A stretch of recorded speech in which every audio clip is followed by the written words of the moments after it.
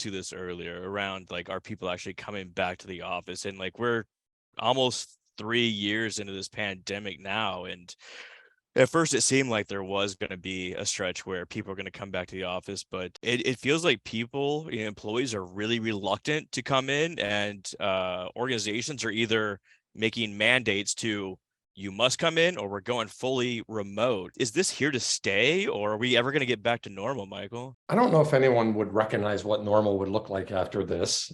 So Yeah. that's my first thought on the question, and I think that the human beings will refuse to come back in anything that is anything remotely compared to what, no pun intended, what it was before. It's really interesting. I get frustrated about this, where we are as society on this debate, because the debate, you're exactly right. Like, we're really, 2 years from the height of the pandemic, 3 years from the beginning of the pandemic, we're still having conversations about attitudes and platitudes. Like, you got the Jamie Dimons and the Elon Musk saying all kinds of things like Zoom is management by Hollywood Squares, and Musk saying, hey, for those people who say they're productive remotely, pretend to be productive someplace else and get back in the office.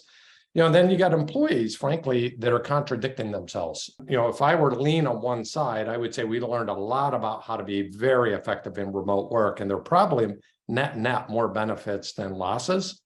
But there are some challenges. And I think employees are even contradicting themselves. So if we only listen to the attitudes and the sentiment, we hear things like, hey, I want to, 70, whatever that number is today, right? 75 or 80% of employees want to continue to remain remote and be flexible.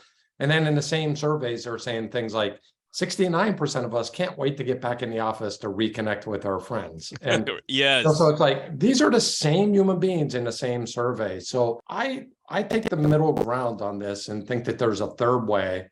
I think we're a long ways away from what the optimal third way is, but it's, a way where we let the science prevail, and we recognize like there are some things that we just as human beings can do better remotely. Like, we are so much better at heads down. I've been writing all morning, and I could have never done it in the office. I would have been distracted and interrupted dozens of times.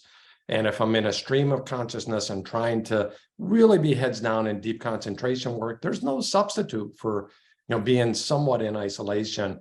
Obviously, you need to get ideas. That doesn't happen in isolation.